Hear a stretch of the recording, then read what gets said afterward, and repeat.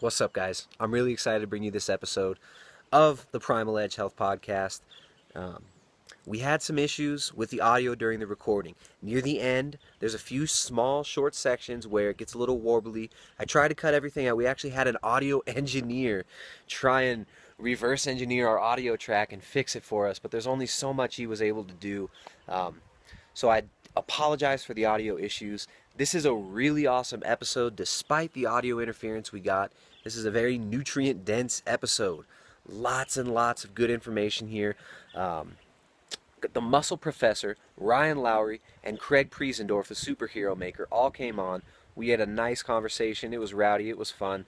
And it almost got cut short from technical difficulties. So I apologize for the audio glitches. I'm really glad I was able to salvage this episode and bring it to you.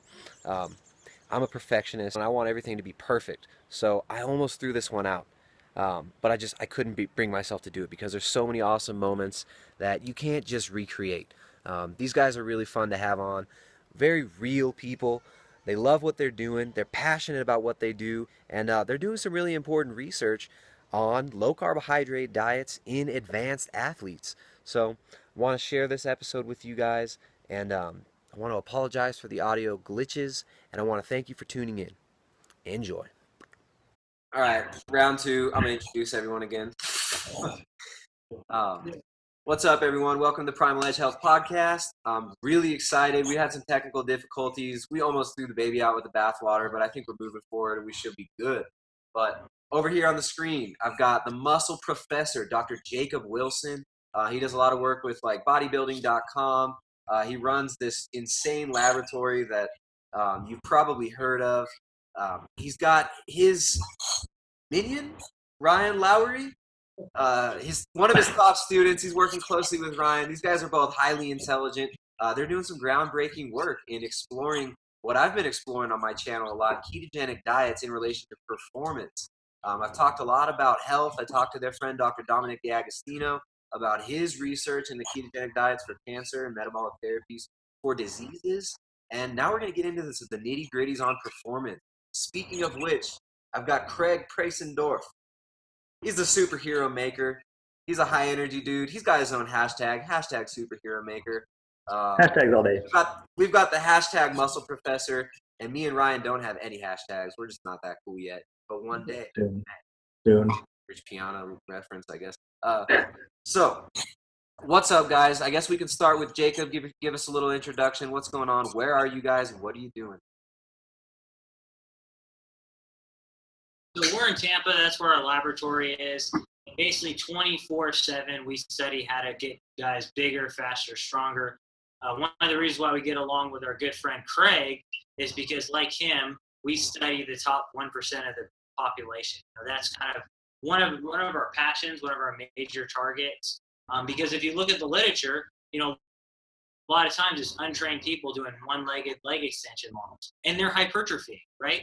You take a guy who's been training like with Craig, and all they do is one-legged leg extensions, they will atrophy, right? So it's a totally different perspective, and that's kind of the goal here. And Ryan, what's up? How'd you meet the muscle prof, and what's your deal? Does he make you sweep the floors, or does he let you do fun stuff? That's it. No, I take out the garbage. That's all. That's it. No, man. I came down about 5 years ago. I was introduced to Dr. Wilson. He was just screaming his head off in the front of class, just talking emphatically about sport nutrition and optimizing human performance. I was like, getting jacked. I was like, that's the guy I need to be with. So we started working together, doing research, and just ever since we've just kind of been doing research together. Yeah, this is awesome. This is really exciting. This is kind of a bridge. We've got Craig, who's actually putting this stuff into practice, training MMA athletes, training explosive athletes, and he's been experimenting with keto diets too. So Craig, what's up with the superhero maker? What are you doing with keto diets and MMA athletes? This sounds like blasphemy. It came about, I don't know, I came into the athletic world by bodybuilding. I started there first, and nothing but aesthetics, following the high carb diet, stuff like that. Eventually I moved out of bodybuilding, and then I was looking for something to really challenge me as a coach.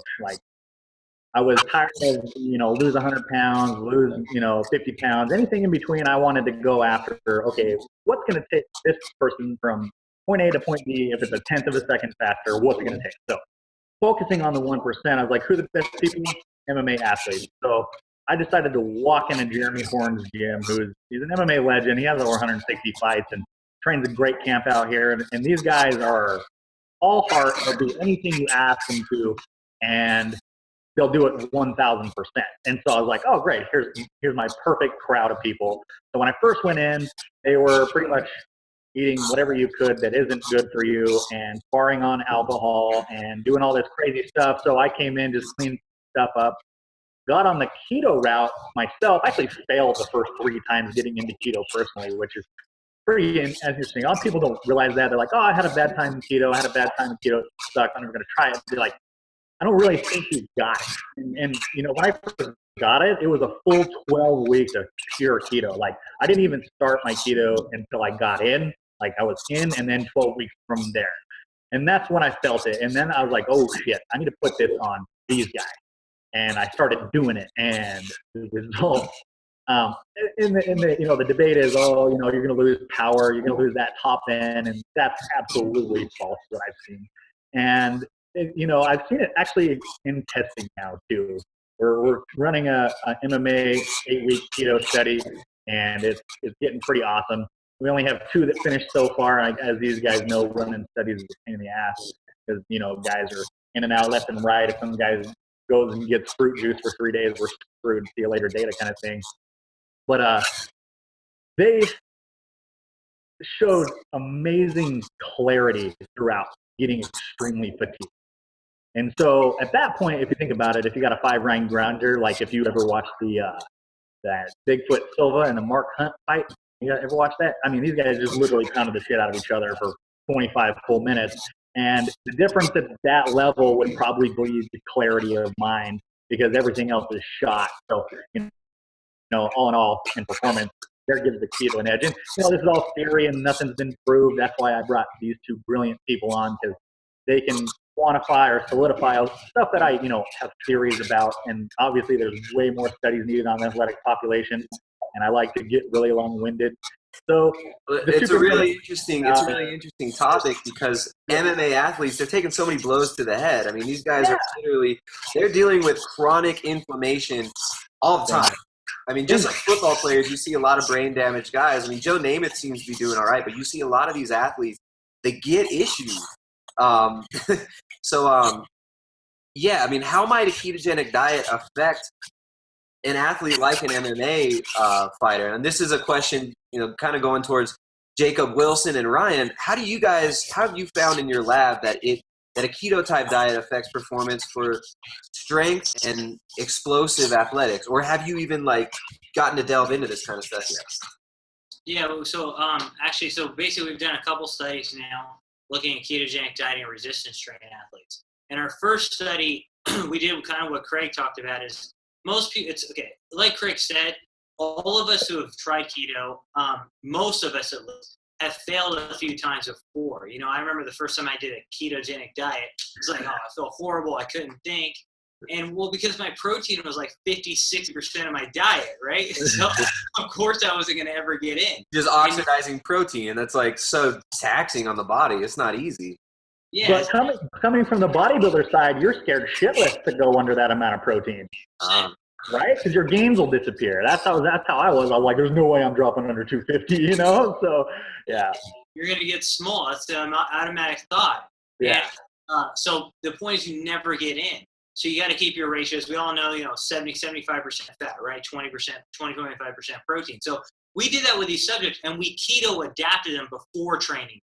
Because a lot of the faulty part of studies, say I do a 6-8 week study, like Craig's doing an 8 week study. Say I do an 8 week study, and they're in the first 2 weeks they're not keto adapted, so they're training horrible the first 2 weeks. So now you got one group who's got 8 weeks of hard training versus 6. Yeah. Who's going to come out better? So we adapted them both, and then we trained their behinds off for another 8 weeks, and basically both groups gained the same amount of strength, power, and hypertrophy. But the keto group actually lost more body fat. Okay, So the bottom the controls were was the resistance training, like how was that controlled in both groups? Was it the same routine that they did? Yeah, so both groups did the same routine. We beat these guys. So it was like something that you would see like a typical bodybuilder do. Like primary lifts like squat, bench, deadlift, every military press, pull-ups, every auxiliary movement you can imagine. They trained Monday, Wednesday, Friday, and they even did wing gates as well on top of that. So they did wing gates on Tuesdays and Thursdays, which we Now, know. what is a wing gate? Just for the people who've never seen one. It's the Game of Thrones. It's like the Red Wedding. It's like a torture machine, right? Yeah. I'll let them. They've done a lot more work with Wingate. They love describing this. That scene in The Princess Bride when he's got that big. Yeah, that's a good reference there. basically, like you're on a bike and it's a computerized bike. This is actually what we've used. Ben will come in our lab and do this on his prep, for example, and he's brutal, right? But basically, you go in there and you pedal out with no weight on there for 175 revolutions. The computer senses that, and then it drops a weight on the flywheel that if you were to start from a dead stop, you couldn't move at all. Yeah. So you're going 175 revolutions, plus you got a weight you normally couldn't move, and then you just hang on for dear life. So it's all of a sudden it's like you're pedaling up a real steep hill. All the way Exactly. uphill. Oh, man. Brutal. Yeah. So 100%. People who do 30 seconds, that's not. They're breathing for 10 minutes, and we've had people quit after just testing them on a 30-minute wing gate before studies even started. So it seems like Not just people, but badass people. Yeah. Yeah. It seems like the wing gate's a really good metric for explosive athletes like MMA guys who are having to go really hard to that point of exhaustion. I mean, it's and so you found that both groups, the keto group and the Western diet group, actually performed equally. Yeah, and that's the cool thing, and it just shows you that you can do a keto program. And the cool thing is their training volume, basically, because we were having them hit certain rep ranges, but if they couldn't hit them. Their training volume was the exact same. There's no difference in total training volume. Because a lot of people are like, oh my God, you can't train without glycogen. Number one, you actually are not completely depleting glycogen. No, and everyone's like, oh my God, weightlifting is like 100% anaerobic. Well, no, actually, you're actually relying a lot on oxidative metabolism. So, in fact, like after doing like 5-6 second sprints, you're using more oxidative than you are, anaerobic glycolytic energy system. So it's just a lot of misunderstandings, and you're better adapted at using fat at high intensities. So it's a really interesting point, I feel. And what I want to notice about this too is you have the wing gates, and so in the 8 weeks that we did there, so the first time they got in, they did the wing gates. The first time for both of them, we never practiced or anything, and it was awful. Like you wouldn't talk to them, even like me yelling at get it going. They're like, yeah, F off. You know what I mean? They didn't want any piece of it. After they're about to pass out and die, they had to go do another reaction and speed test, so they were even more pissed off. All right, so second time around, this was kind of funny.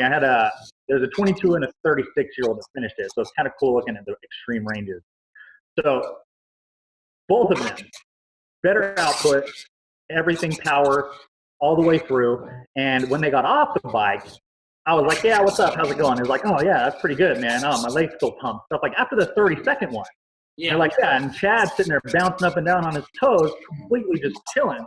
Jerem, the other guy, he ended up shooting a basketball and running around after the second 6 wing gate. You know what I mean? So it's like, that's what's happening in between wing gates versus I'm going to die, pass out. If you come near me, I'll kill you.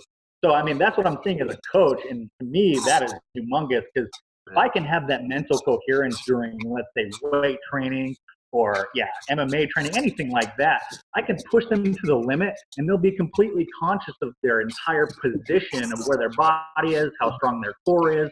And when it disengages, they know to stop the rep, not go heavier, or to stop training. And so there's an automatic gauge. Actually, it feels like keto gives you because you have more mental clarity all the way through a disgusting workout. So, I mean, that's just what I've seen. This is already anecdotal, but obviously you guys have probably seen similar stuff in your lab. It could be really hard to test for something like that. How might somebody design a study that would actually test this metric, and what would you even call the phenomenon that Craig was just describing? So one of the guys in our lab, he's Rudy Moore. He's testing every single variable has to do with keto, like making a well-formulated ketogenic diet. And one thing that I think Craig's addressing is that ketones themselves, provide a mental clarity. And so what Rudy did is he actually supplemented with ketones, and he saw that individuals' focus actually improved. Like they reported better focus and concentration and things like that. So that's one way to measure is actually to say, hey, how's your focus? How's it doing? People feel more clear when they actually have ketones. And the other thing is that you don't crash, because you think about it, why do people crash when they're on carbs? They have carbs, blood sugar goes up, then it drops, then they can't think, oh my God, what's happening? There's studies back in I don't know, it was a couple decades ago, basically, where they took people who were keto adapted then, dropped their blood glucose levels to levels where they would be in a coma. 30. Yeah. Oh, and they were. No, the normal blood glucose, you guys, is like 80 to 100 normally for a lot of people. Yeah, fasting. They dropped it down to like 30 or whatever, and they would have been they should have been in a coma in the hospital. They were cool. Yeah. Yeah, because ketones are providing that alternative fuel source, and then you're bonk proof. You don't bonk. And I think that's big overall. And there's some other mechanisms too, probably to explain what Craig's talking.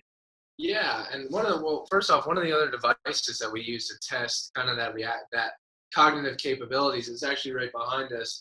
And I'm sure you guys are using something similar, Craig, with the MMA fighters. But it's kind of like a reaction board, right? Yep. So we use it. It's really good at detecting. It's called the Makoto test, right? Yeah. You see these buttons back here? Yeah.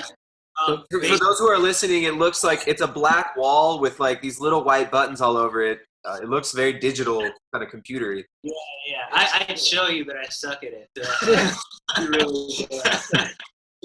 Even I'm better on keto, but I'm still bad.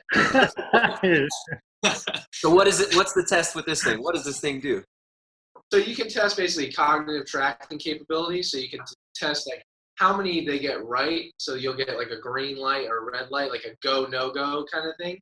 Really good for like baseball players, MMA fighters, knowing like when to hit, when not to hit.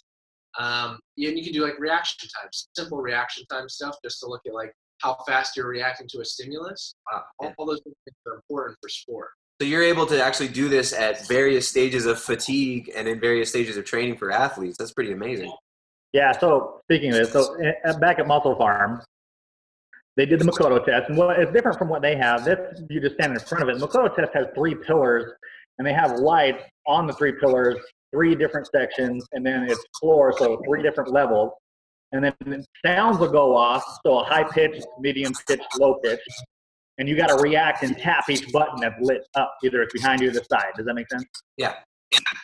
Okay, so they were both a tenth of a second faster after the wind gate.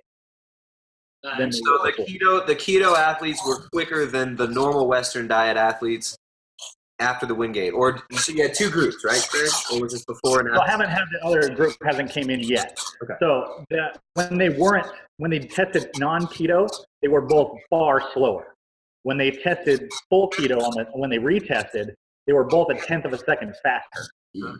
Now I could see the critique coming in that the practice of having done this one time may influence. Yeah, and are they getting better at the test? Yeah, that's 8 weeks is a really long time, and so we didn't. Parts, right? One test. Huh? One test. 8 weeks later, one test. Yeah, that, and I did 0 reaction, 0 any speed, any kind of that stuff training with them as well. It was more power based and more plyometric and endurance. I did no reaction, nothing of that. So we didn't practice that test at all. Yeah, I want to throw in there just anecdotally. This is something that I've experienced too. Is just vastly superior mental acuity and focus, as well as emotional stability for some reason on a keto diet. Like my threshold for frustration seems to be way higher than it was before.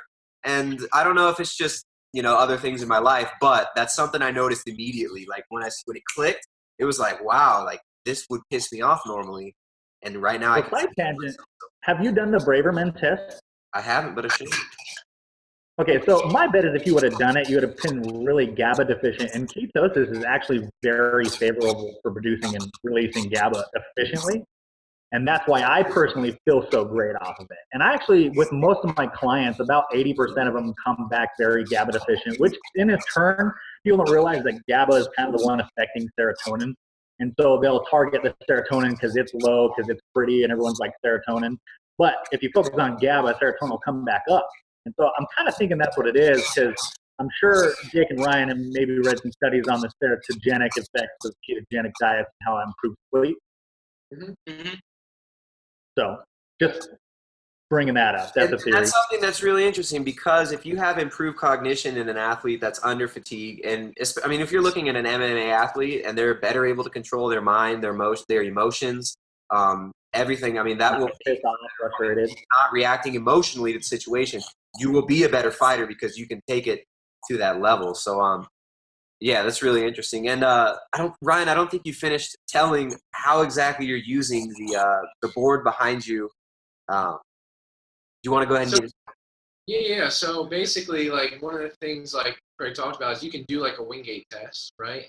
You can do a Wingate test and then have someone immediately before they do it, and then immediately after they're done doing the Wingate test, do this reaction device again, where we're doing cognitive tracking, and we're tracking how many they got right. So first off, how many did they actually hit? And then out of that, what percentage of them were right? Did they hit any red when they weren't supposed to? Did they hit greens? And that's kind of like being able to react in certain situations when you're under stress. It's kind of exactly what you guys were talking about, was reacting at the right time and being able to react appropriately. So this device can actually measure that. That's amazing. Craig, you look like you had something to jump in with. Oh, no. Okay. If these guys talk, I just seriously just like engage and just absorb. One thing I also want to point out too, one thing we do know is, like, when you're talking about like handling lactate, when you're like Craig talked about these people being really fatigued, like, get the hell away from me, because when you do a Wingate, you have such a lactate response that you can't move your legs. And, it's frustrating. So it's like my legs are in horrible pain. I'm dizzy. How am I supposed to, react? But when ketones themselves require basically MCT transporters, and when you increase ketones, you upregulate these transporters. Well, those transporters clear lactate and actually allow you to use it as fuel. Wow. Yeah, so basically that's another thing that could be happening, is that they might be becoming more fatigue resistant to the stimulus itself. And most people, it's like, you normally go to failure because you just get such a pump you can't move. It's different. Like, you just keep going is the best way to describe it when you're on keto. I know exactly what you're saying, and people complain about losing the pump on keto. Now, I never really experienced a loss of mind-muscle connection, but what I did experience is I would be doing a workout, and instead of like, it hurts so bad, I can't move it anymore, I could still do the movements, but it's like the feeling kind of goes away near the end. Like, you don't feel the blood, and it doesn't hurt anymore. So it's like, well, I guess I'm done because I don't feel a burn anymore. So that's probably coming from like just inflammation. That's like an inflamed feeling for me. You see what I'm saying? And carbohydrates are very pro-inflammatory, so if they're centered around your workout, yeah, because when I was in Washington, when I went off keto, I had to stop and take a chest workout. What the hell? You're saying when you came off keto? So I came off keto, I had to stop a few workouts short just because, like, a chest workout I was doing, the top of my shoulders was just so infused with blood and it hurt so bad. I couldn't do the last set. And I think a lot of people get scared of that in the bodybuilding industry, thinking they're not going to create as much growth if they don't have that feeling because they don't feel as big. But that's more along the lines of, that's the truest growth science you can get than the real science. And there's always a blend of the, I'm not saying don't bro science, but I'm just saying don't go hard both ways or else you're just going to get lost. So having that feeling there, I think that's just going to cause more wreck and havoc than like tendons and joints versus actually being able to build the muscle. So I don't know what you guys think about that. No, you bring up a great point, and a lot of things that people are afraid of is they're like, well, I'm not getting the pump anymore, so clearly I'm not growing. That's their thought. And the thing is, that's one mechanism of hypertrophy. One is the cell swelling the metabolic stress that we're talking about. There's several mechanisms of hypertrophy, and our good colleague and friend, Dr. Brad Schoenfeld, talks about this all the time, that there's several mechanisms of hypertrophy. It's just working different ones. If we were to just focus on, training to the pump, everyone would just be doing pump training all the time, and everyone would be jacked. But that's not how it is. Everyone would be jacked. Yeah, and the other thing I want to point out too, again, with time, over time, people will notice as they do keto, their pumps go down and then they start to go back up. And the reason why is because your body is able to spare glucose to be channeled. The higher ketones are, the more using ketones are able to spare glucose to be used more toward glycogen replenishment. And so Jeff Bullock's has data basically where he's shown like elite athletes basically on a much lower level of carbohydrates can replenish glycogen at really rapid rates. And the main thing people should know is that even though you're a keto, your blood glucose is still in a normal resting range for the most part, which means you still have glucose that could replenish glycogen. Thank you. Yeah, exactly. So, and I think that's and also we know the research from Finney and Volek shows that as you train, your intramuscular triglycerides start to go up, and that's over time. And intramuscular triglycerides will sort of take the place, as far as like physically of the intramuscular glycogen, which will provide more of that fullness look that people are looking for. So your muscles are almost marbling. And so what would happen if you were then to glycogen load? It seems like that might be something that could skew the results of a study. So if your muscles marbled and you go for a DEXA scan after you glycogen load, is that going to show more muscle growth than is actually happening? That could be a critique, that something that could happen. Great question. That's why one thing I would say that if you're going to do a keto study, you really need to take individuals and you need to keto adapt them. And after their glycogen is stabilized, then you get their baseline measures, and then you train them again. Then you train them throughout the time period and test them again at the end in that same keto state. So because yes, fluctuations in glycogen, I could put a couple kilograms on a person in a day who's keto, just by actually quite a bit, just by carving them up. So I think that's the thing. Absolutely, that could skew the data, and that's one thing that we've learned at our lab is that you have to try and control for that by testing them in a keto state versus a keto state at the end, versus a carb state versus a keto state at the end. Because what happens is that people are like, oh, they didn't gain as lean mass. Well, wait, they got 50% of their glycogen stores left, in a 6 weeks period of time. That's looking like lean mass. So I think that's very important to distinguish overall. So, or, you could start someone, test them in a keto state, and then carb load them at the end.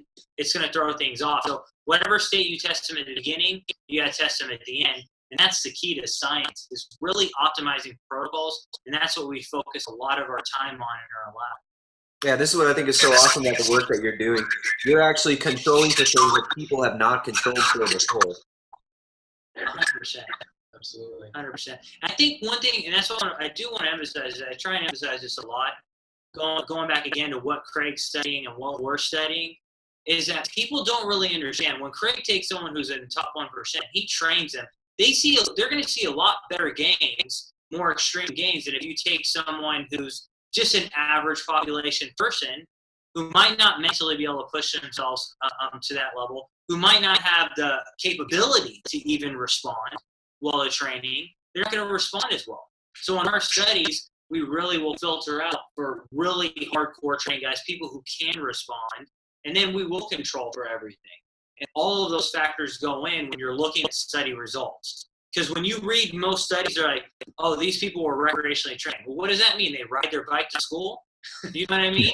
And so that's recreationally trained to me, So, they ride their bike to the bus stop.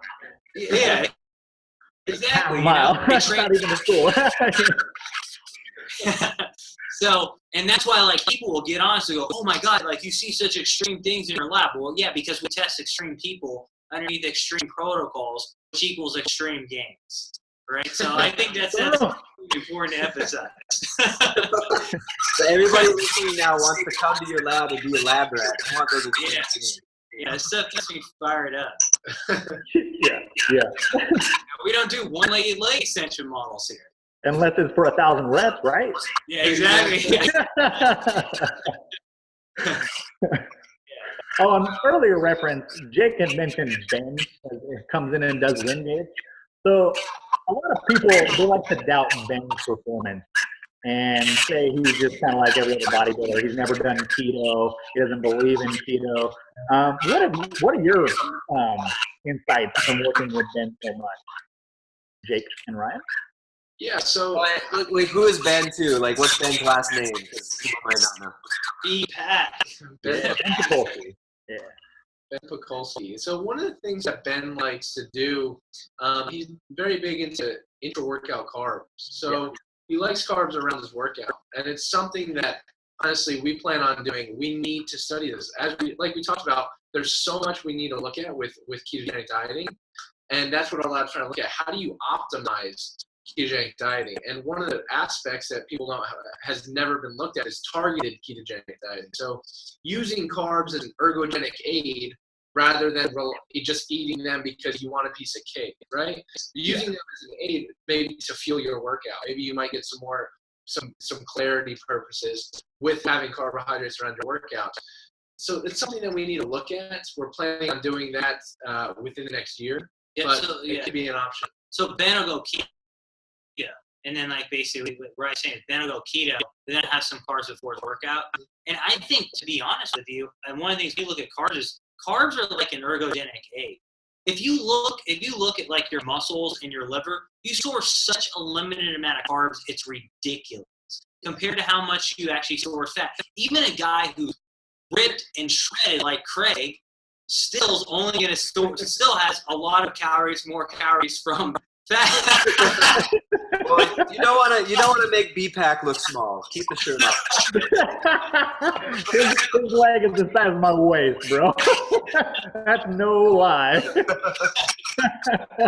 He's someone who's really still going to only have way more fat calories than they're going to have carbs. And so we view, and if you look, a couple teaspoons of glucose in your blood, right? That's nothing. But then you go and you eat, 10 times that amount, 30 times that amount in one meal. And to me, it's like, well, wait a second here. Maybe carbs, they're so limited. Maybe they're an ergogenic aid. They might make you feel good. They might make you perform better. So that's why Ben will have it before his workout.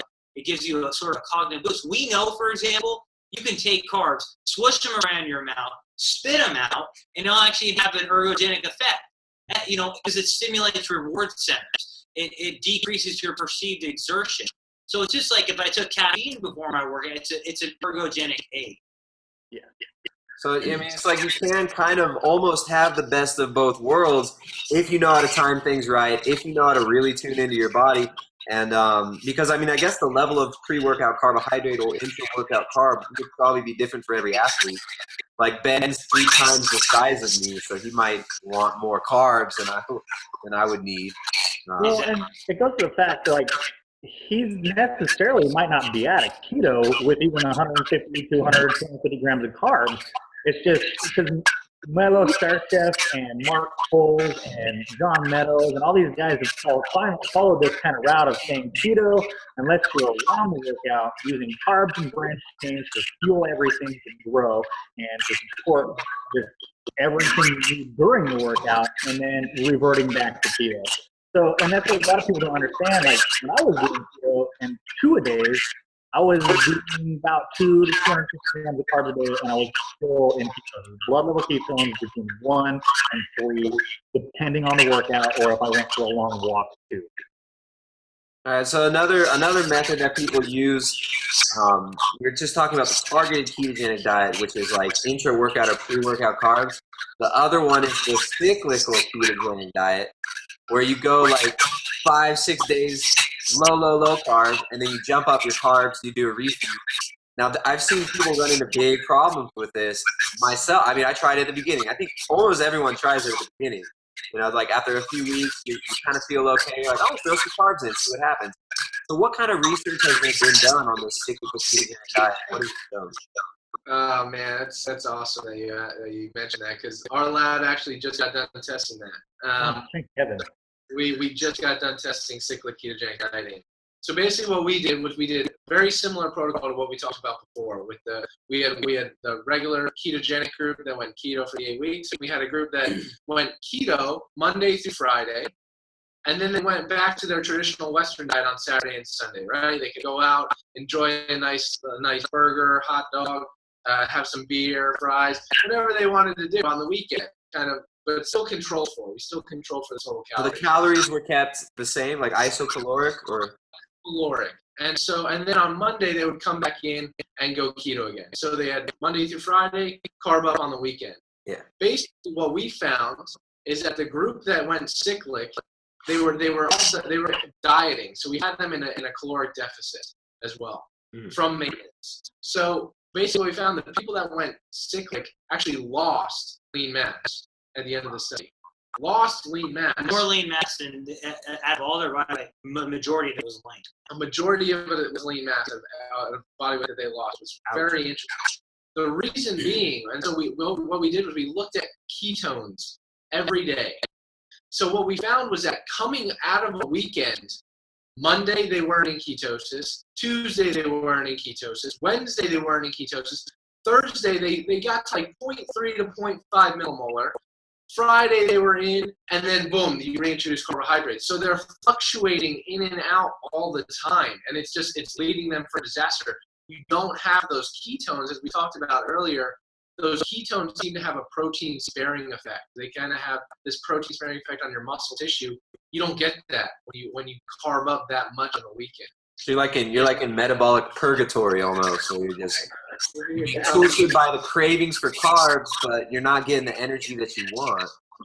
Yeah, 100%. There was actually a lot of comments. I remember I did like an Instagram thing on the Muscleprof thing, and people were going, when I use cyclic, my cholesterol goes up, my lipids go up, because you're kind of like on a Western diet.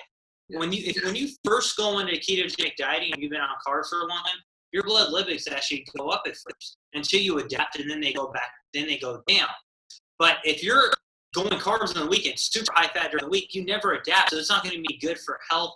And the funny thing, there's whole books out there on cyclic ketogenic dieting, and whole books. Think about that. Before there was any research on it, and now we're finding that those books are really irrelevant. So I think that's kind of the main take-home message. And then the other thing is, so the question is big: how do I come out of ketosis if I was trying to go back to carbs, right? And straight to the Pop-Tarts? Yeah, exactly. Yeah, probably go slowly back into ketosis is really the answer. And sort of out of ketosis, because our first study, what I told you about with the 8 weeks after we keto adapted them, when we rapidly reintroduced them to carbs, they gained fat rapidly. And the calories were equal. Yeah. Wow. Because you're not used to carbs anymore. Just like when you went to keto, you weren't fat adapted. You're no longer carb adapted. That means you need to transition back slowly. But when we found, we did another study where we mimicked a contest prep, and we took guys and we put them on, they were keto, we put one on 1 gram of carbs per kilogram body weight, the other on 3 grams of carbs per kilogram body weight, right? The people who did 1 gram per kg didn't gain any fat. The people who did 3 gained fat, which kind of goes with what Craig was saying, where he's training hard, he got his carbs up a little bit higher. You're not going to gain fat in that ratio, but if you introduce carbs really high at first, you're going to start gaining fat. And so you got to do maybe 1 gram per kg up every week. Now, what about, I'm curious, all right, so the cyclical ketogenic diet, I've seen a lot of people have really big issues with that, especially if they try to do it at the very beginning. But I've had anecdotal, not evidence, but there's people who've told me that they've done keto long term and then switched to a cyclical ketogenic diet and actually gotten beneficial results. I wonder if the results of a study would be very different if you say keto adapted someone for 16 weeks, 20 weeks, and then got them on a very moderate carb loading phase where they just, 100 grams of carbs or 200 grams of carbs for 1 day on the weekend. I wonder how their performance and their body composition would fare with that one. I don't think that would be enough to get them out of bathwater, but I don't think it would be enough to get them out of keto. Like 100, 200 grams of carbs 1 day if they're an active person. That's not going to bump anyone out of keto. So what I noticed in what you're talking about is after 12 weeks, I started introducing carbs on the weekend as well. And I saw a great performance boost, but I went over like 3 Ben and Jerry's, straight up, all honesty here. That's about 400 grams of carbs with everything included, and I wasn't out of keto Monday. See what I'm saying? And I didn't go abuse myself every weekend like that. It was mostly clean stuff. I was just like, hey, let's push this limit and see where it goes. And sure enough, I was still in keto. So I think the further you get, 6, 8, 12 weeks, the more efficient you become using fats. And then when you do decide to have the low carbs, if and only you work out like a boss, can you afford it? Now, what about the types of carbohydrates? Like, would it make a difference if you're eating a very fast digested carb? Like Ben and Jerry's, that's a lot of sugar. That should just kind of go straight in, but it has the fat to blunt the insulin response. I mean, there must be different reactions to different types of carb loading. Who's going to study that? What's up? Who's going to fund that and study that? Jason Ryan, there's a big, did you see that Facebook debate that went on about Paul Carter and Alan Aragon? No. I didn't see that, no. So Paul Carter came out and said, yes, it does matter what type. You got to avoid fructose, yada, yada, yada. And then Alan Aragon came out with the opposite. So what do you guys think about that? Obviously, we have IIFYM and non-IIFYM. Which one is optimal? Okay, I'm gonna let Ryan answer this because he's the expert on this, and Ryan loves it. Basically, I'm going to preface it. It makes a huge difference. So I'll let Oh boy, yeah. So certainly, if you eat just because it fits your macros, yeah, that's probably not ideal. We'll say that. But basically, we'll keep that there. But basically, it does make a huge difference. And the reason being is that there's several different types. For instance, like if you just say, okay, here's your amount of carbohydrates, 300 grams of carbohydrates. If I get that from Pop-Tarts and fruit roll-ups, that's going to be drastically different than if I get it from things that contain like a ton of fiber, resistant starch. Because we know resistant starch itself can have beneficial effects on blood glucose, insulin levels, production of butyrate, which could and all these different metabolites in your gut.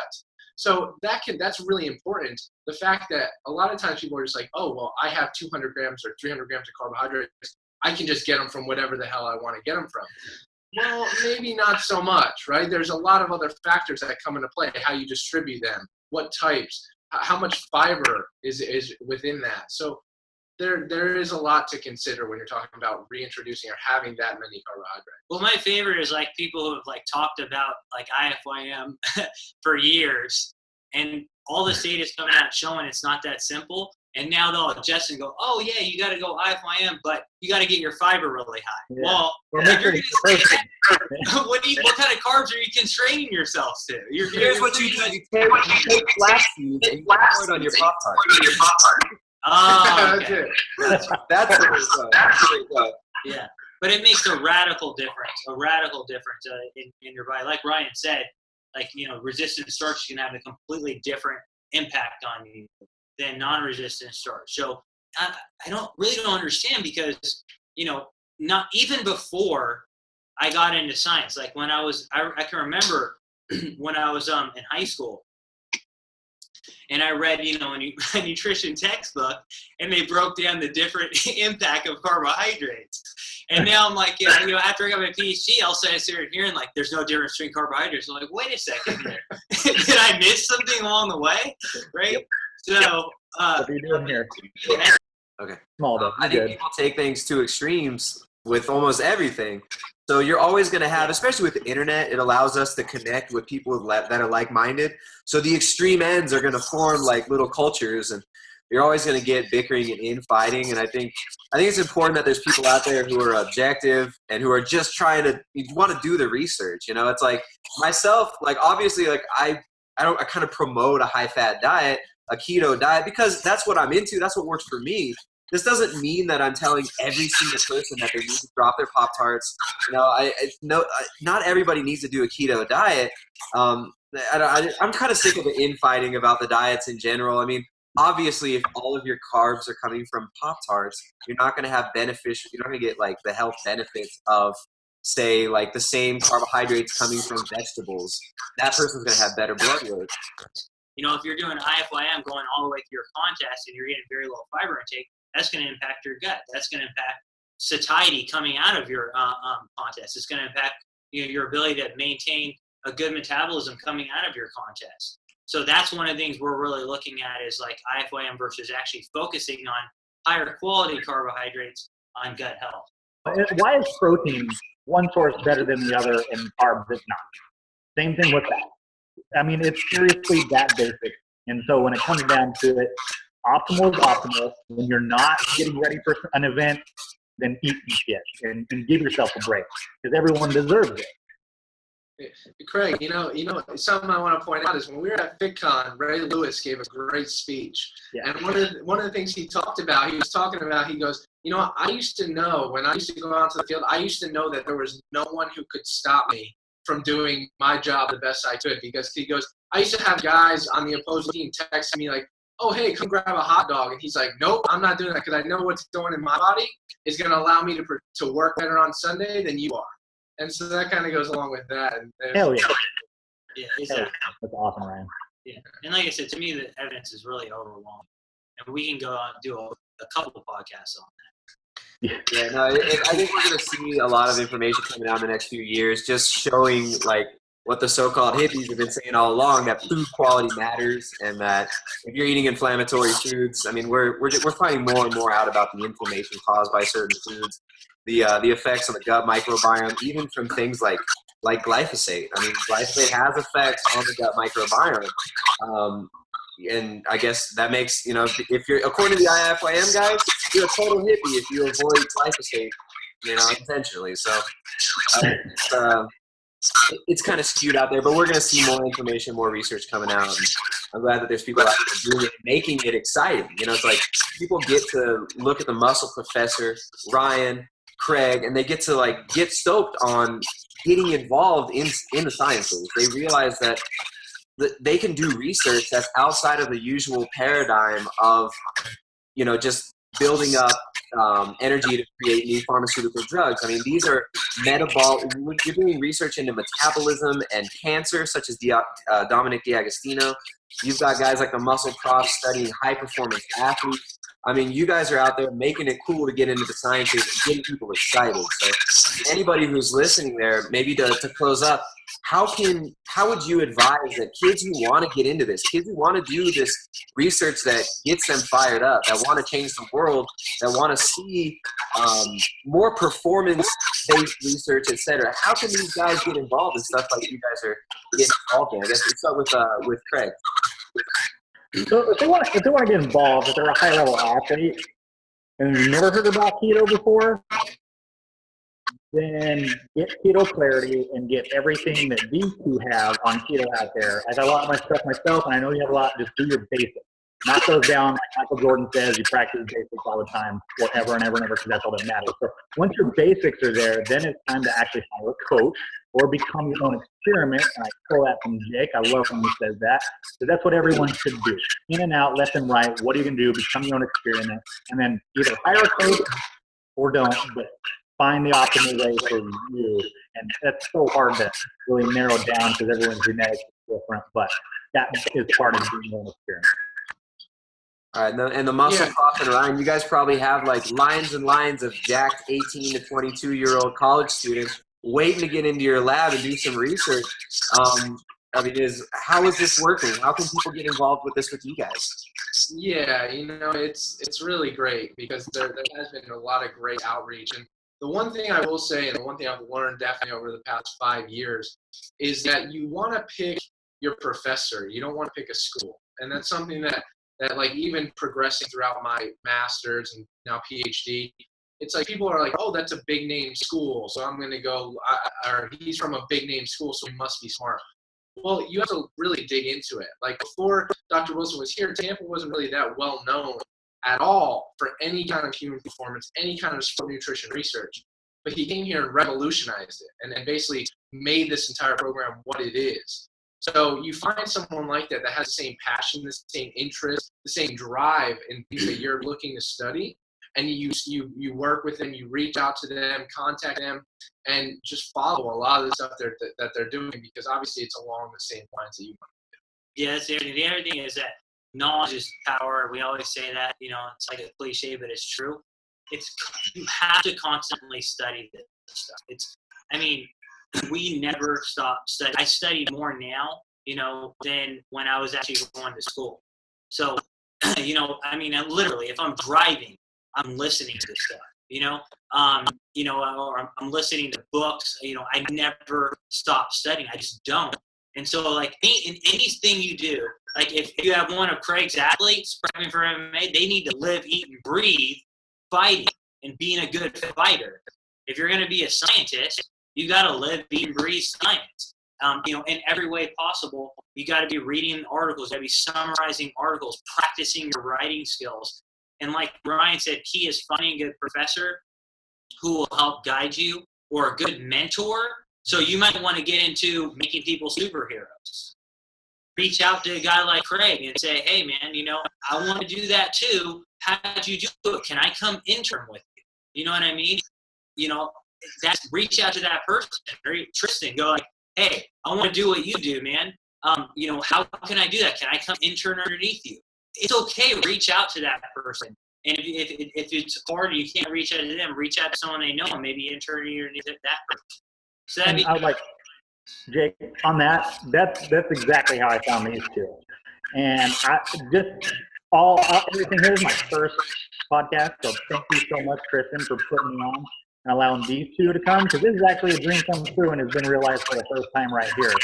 And to have everyone involved here is fantastic, and it all just started with me reaching out to Ben Popolsky, who everyone said was pretty much unobtainable.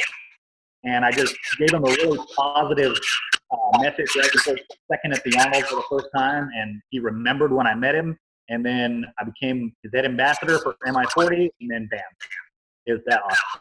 So thanks everybody, seriously. It means like there's a common thread of people just not being afraid to pursue their dreams, not being afraid to take those steps that you need. So yeah, kids, grow some balls and do what you want to do. There's two more things I want to just add really quick to that. One thing I do notice is a lot of times people will look at like the work we do in our lab. That's awesome. It's cool. Just like it might be awesome or cool to see you guys with your training protocols. Like, I want to be back like Tristan. That's my dream. And then they say they come and work out with you. And first they're super excited. And then after a month, it's like, I'm sore. I can't take this. I'm not motivated anymore. Because the whole point they were doing it is because they just wanted to be jacked like Tristan. It wasn't internal, right?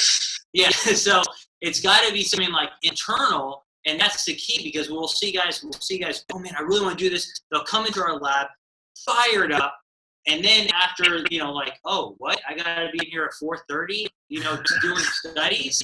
Well, oh, wait, we're still here. It's 10 at night. You know what I mean? Because dining hall's closed. Looks good on paper, but research is not easy, and so that's why it has to be internal. You've got to love it internally, or you're gonna burn out. So don't do it because I want to do this because I want to be famous. I want to do this because I want to get a bunch of money. That if you're good at what you do, you're gonna make a living at it, and you'll make a really good living at it. But do it because you love it, and then those other things will come. And I think that's the key. What's your favorite saying? The diamond. I don't have to. What is it?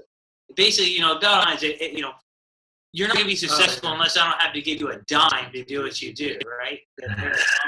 Yeah. And that's a common thread between just anybody successful in any field. Is it's like they're not driven by money and fame. They're driven by the passion for what they do, and that's what it's all about. You got to have passion for what you do. If you're going to get into sciences, it's not going to be all glitz and glamour just doing bicep curls with the Muscleprof. You're going to have to get in there and do some nitty gritty work. You're going to have to do write-ups. You're going to have to be doing lab reports. This stuff it's work, man. And that's why I didn't do it. That's why I didn't do sciences, because I didn't have the patience for it. So, I'm so glad that there's guys out there that are driven and that have got personality and that can actually, who are willing to go out there, do the research and talk about it. So I want to thank everybody for coming on. I really hope that the audio is solid on this, because there's some golden nuggets within here And I would love to have everybody on again. We can get deeper into some of this keto research. I didn't even get to all the questions from the audience. I'm sorry, guys. But the Muscleprof and Ryan, they've got to, and the Superhero Maker, they got stuff to do. They got lives. They got careers to pursue. That's superhero career. Where can people find you online? On social media, basically, you can go to @themuscleprof on Twitter or the Muscleprof on Facebook, as well as on Instagram. We're also developing a new site, which will be releasing that pretty soon. We'll be releasing that fairly soon. Nice. Yeah. Yeah. Ryan, can people contact you or should they leave you alone?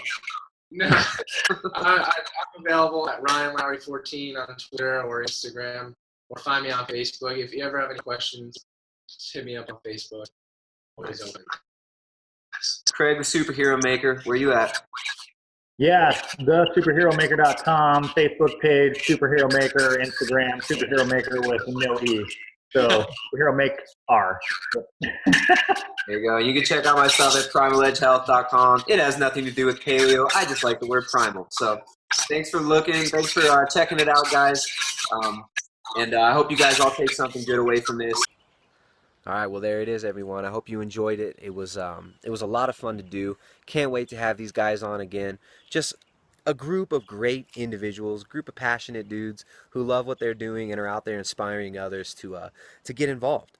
And so I'm really excited that I was able to bring this to you. Again, I'm sorry for the audio issues. There was a few little sections that I had to, a few statements that people made just had to get cut out because it was incomprehensible due to the audio issues. So, again, thanks for tuning in. You can find me at primaledgehealth.com. I'm going to put links below to my guests' website where you can find them. Hit them up, support their work, support what people like this are doing. As we move forward and as the world continues to change, we have the ability to create the economy, to create the world, to create the environment that we want to live in. So promote what you love. Promote positivity. I'm all about the nutrient-dense foods. I'm all about protecting the soil, the water, the air quality. I'm all about building a future that is livable, that we can thrive in, that we can perform at our highest level in. And that's what these guys are about too. So I'm going to continue doing this podcast. I'm going to continue putting out good content for you. Check out primaledgehealth.com for more. And I'll see you next time. Peace.